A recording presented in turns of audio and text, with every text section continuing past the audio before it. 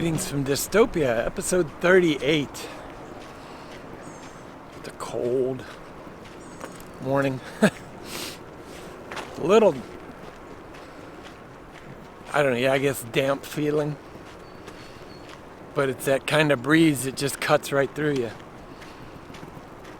So I actually have on my fleece, my raincoat. My buff is always on me now.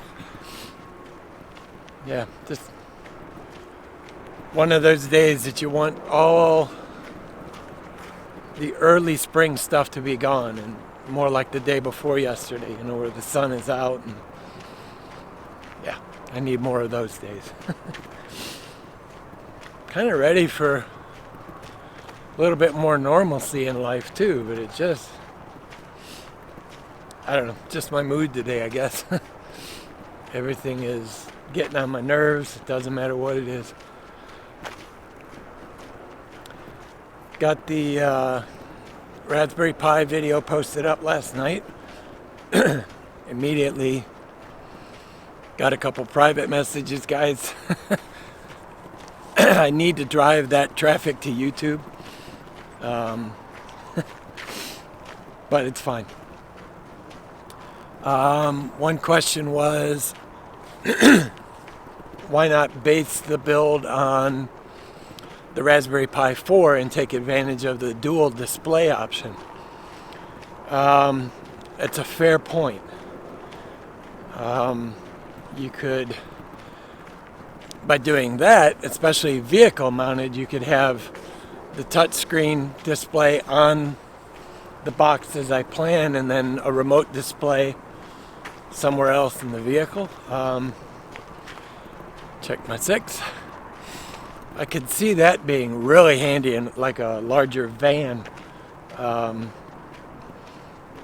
again, you'd have the side, or even for home use, you'd have the sideboard controller like we talked about, and then the secondary output be to your TV or your media center, however you're configured. That's actually a good idea. May look at that one for the next build, the next rebuild. The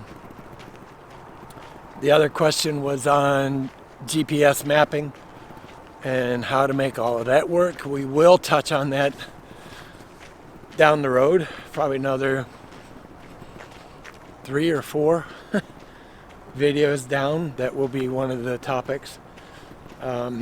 That was my original intent. That was my original build, was for GPS mapping. Those of you who aren't fishers, anglers, there's a small subset of anglers who enjoy a hobby called blue lining. And blue lining is basically you're looking on a map and you're following the blue lines, which are rivers, creeks, all different waterways. And that was the original build, the original intent. I still have to admit, I find myself liking it better when I do it on paper maps. Standard Delorme charts. Can't remember what they call that book series, but they make one for each state. I have 5 or 6 of them in a van. I'll shoot a video when I get back to the van of the different ones. Stuff like that, to me, there is still something about a paper map. The ones, I laughed because somebody was actually looking at my map one time. I don't remember who it was. Matt, maybe? Looking at my maps going, well, what's all of this scribble? It's like, not for you to not for you to decipher. There's a reason it's scribble. White balance today is kind of irritating me with this camera. And for whatever reason, when I went to fire up Filmic Pro to start recording, it's all jittery, jumpy, the video. And for once, it's not me. So yeah, I did kind of laugh at that a little bit because it just didn't seem to want to record. I have a train over on the tracks over here, just sitting idle. Although it does sound like he's slowly starting to rev up. High winds yesterday came through and stripped all the flowers off of the trees, the blooms that I shot the picture of the other day. But yeah, so that will be, you know, a topic is GPS mapping, navigation capabilities. Actually, that same commenter asked about Android Auto. I have not. No, I did do Android Auto on that before. I had to stop and think. Android Auto it's nice. It's not my favorite way of doing things.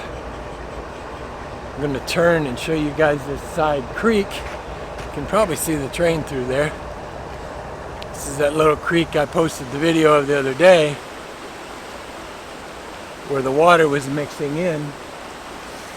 And if you take a look,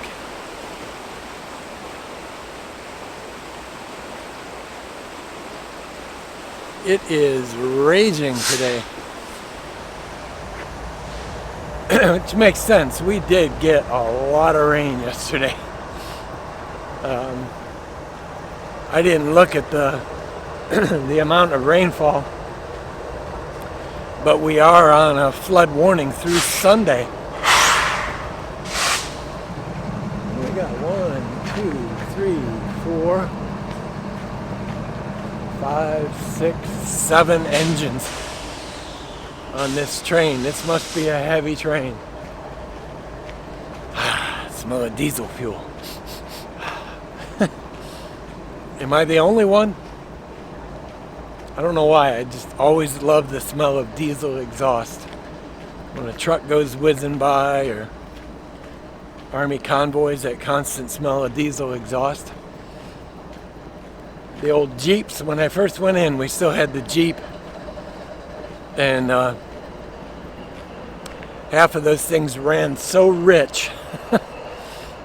All you smelled was gas all the time. Just regular gas. And I hate the smell of that gasoline exhaust. But diesel exhaust, like right now, yeah. So yeah, so we'll touch on Android Auto. I don't know that I'll go into too much detail with it. Yeah, that's it. Time to get walking. Talk to you guys in a bit. Well, it didn't take all of the flowers off the trees. I was talking about the Raspberry Pi stuff, and I got another message. So that question was on power. When you build it at home, when you work on it on your workbench or your desk or kitchen table, wherever you're working on it, you power it with the Raspberry Pi wall wart or any phone charger with a micro USB that's capable of delivering 2 amps or higher at 5 volts. How do you vehicle power it? Same general principle. You can use the cigarette lighter USB adapters. I have several that will provide 3 amps of power. Most are actually like 2.1 or 2.5 amp. So that's a little low if you're running a full-blown Raspberry Pi, but it should be close enough. There are also steady-state 5-volt power supplies. You've all seen them and just not known what they were. They just have an industrial look to them. I do have a couple of them, but they're in my box that I have to go get out of storage. Oh, I hit my goal here. Let me get my picture. I'm sure somebody will ask what those stacks are. They're from a coal-fired generator. The I&M right here runs right along the one of the larger coal-fired generators here for power. Day 127, by the way. Yep, scrolling across right now. So yeah, those steady state power supplies, they're just a little metal box with some fins on it. 2 wires in, 2 wires out. So it hardwires into the 12 volt DC power in your vehicle and then outputs. Well, mine output 5 volts. There are, you can get different voltages. You can get step up transformers as well to go up to 24 volts or up to 48 volts. I know there are some 96 volt power supplies. It's pretty much a rarity anymore that anybody does 96 volt equipment, but there was some for years. So yeah, I can post up links to those if you guys are interested in hardwiring it. I get the feeling some of you won't want to. Some of you that don't mind tinkering and punching holes in your van or in your vehicle, you know, to run wiring through or whatever, then that might be a better option for you. I did post on my personal Facebook page, I'll put it in the comments below, a link to a Japanese video. It's all Japanese. Just speaking of modifying vehicles. He put in a system of piping like for shelving and commercial displays, fixturing, that has little arms that clip in and out of place so he can change the layout in his little bitty Honda van. It was pretty cool. I got some good ideas out of that one. The biggest one is his table setup, the way it can be set up inside or outside or be brought out and be freestanding. It's a pretty clever hack, but I get the feeling it's not cheap. Alright, back to my walking. Alright, back to the turnaround. Now I'm heading back out. Sadly, I have to go to Walmart today. It's funny is I don't mind going to Aldi for the most part. The people seem to be a little bit more careful, although I have told a couple people to back the F up in Aldi because they go to reach in front of you and they come right in your space, your safety zone. So Walmart, I've just noticed the average person just doesn't care. Might just be the area we're in. I'm in, whatever. It might just be this area. So, been kind of eyeballing, like I mentioned yesterday, the steady state of COVID-19 cases here. We're not seeing a decline yet. Like I said yesterday, it's staying fairly steady. So, don't know what to make of that other than people aren't paying attention to what they do. I did see yesterday where I went for the quick walk with the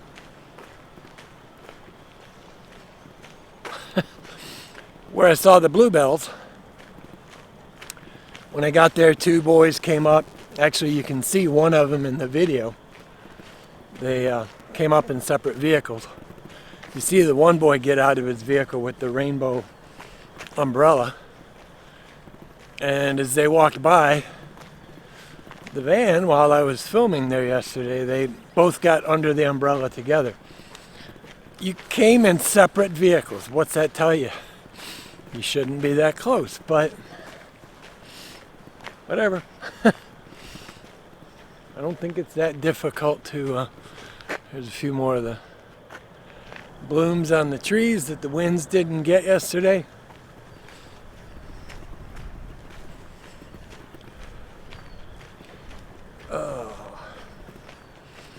No new flowers today. Everything's the same as day before yesterday. The I&M itself is up water-wise, probably a good foot and a half from where it was the other day. So it gives you an idea how much rain we did get. Alright guys, I'm going to put the pedal to the metal here and get some speed up. I walk slower when I'm recording to avoid shaking, or minimize the shaking anyways, but that's going to be taken care of soon. Alright guys, I'll see you back in the van. Hey guys, back in the van.